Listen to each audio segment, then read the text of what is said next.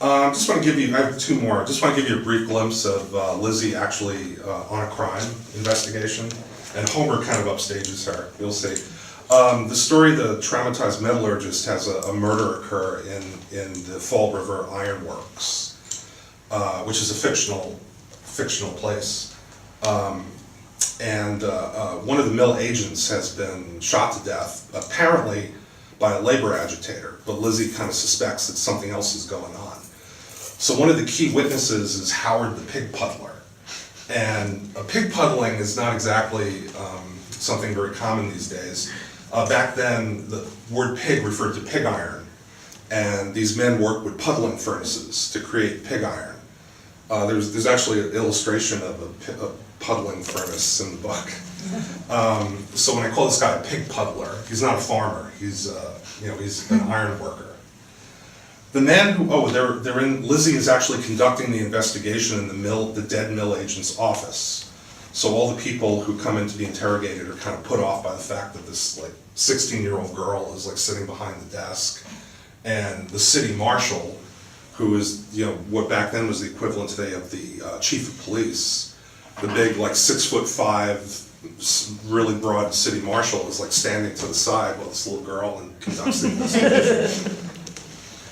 The man who entered the room accompanied by Officer Beck was a medium height, unassuming, swathed in overalls, clutching his cloth cap between hands. His mustache drooped down through rough stubble on his wide chin.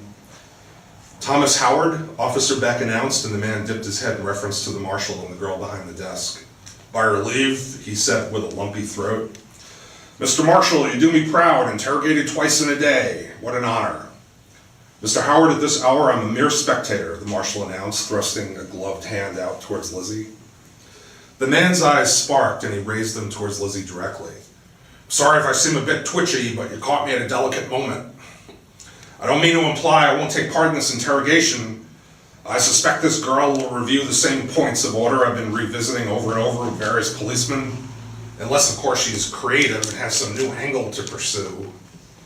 Lizzie suppressed a smile and folded her hands. "Well, I admire your pluck," she said. "I'm not sure if my questions will compete in originality, but they're my questions and not anybody else's. To start, from where do you hail? You don't have a local accent." His lips pulled back in a slanted smile. "Yes, that is indeed a different sort of question. No, ma'am, no, miss.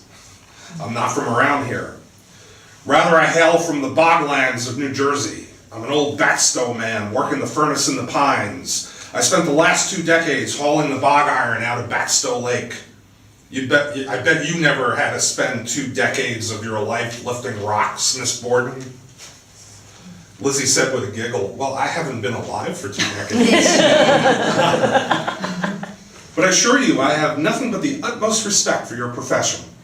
The fantastic marvels of today's modern age would not be possible without the selfless work that you performed in the bogs of New Jersey." Mr. Howard rubbed his chin and said blankly, "Perhaps I did contribute to fantastic marvels. Perhaps some houses up on the hill have some banisters cast from my iron, or some cannonball I gave birth to in the furnace actually won a battle for General Grant. But the only fantastic marvel I experienced in my day was to get $1 in my pocket at the end of the week, so I could buy food for my family. But then Pennsylvania came around with its anthracite and fancy furnaces, and we were out of business. We left the lake, and even now the bog iron's growing back and no one wants it. They just want lake water for drink in Philadelphia. And suddenly no more lake, no more pines, no more village. So me and my wife and my son had to come here to work for the colonel. We live in 2 rooms and the landlord takes everything we got. But I keep pouring the casts and tending the puddling. Is that fantastic enough for you, Miss Borden?" After a nervous silence, Homer Thesiger cleared his throat. "Mr. Howard, that furnace at Batstow that you kept burning for 2 decades, did that run by a water wheel?" "Why, yes, we had our dam and the spillway turned the wheel." "And you fed the charcoal and the ore through the top?" "Yes, mixed with shell flux, melted down to the crucible. I saw a picture of this in a trade journal, and I believe it was the Batstow furnace." Howard's face soured. "What do you care about these furnaces? You're but a boy, never saw one in your life." But I examined the output of your fine castings, Homer said. My family has a whole collection of kettles and skillets from Bastow, and I so admired the craftsmanship, I looked into the manufacturing process. In the library stalls, I discovered a monograph on the old Jersey furnace that explained the entire process to my satisfaction. Indeed, I have enjoyed many a meal made in your hollowware. The man's eyes moved closer. How do I know you're not fabricating this story? My kettles couldn't have been distributed this far north. Well, indeed they have. And I invite you and your wife and your child over to my father's house this very evening to enjoy a fine meal and an elegantly brewed pot of tea from the implements we are discussing.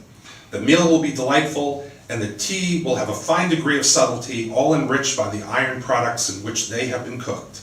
And that, Mr. Howard, is a fantastic marvel, more lasting and more valuable than any fancy bed or staircase railing up on that hill. The old bog iron man looked at the boy with a twinkle, parted his lips as if he meant to reply, and then turned back to Lizzie. Well, I have supper plans, so I'll have to turn that down. But in the meanwhile, I like to answer this young lady's questions, if you please.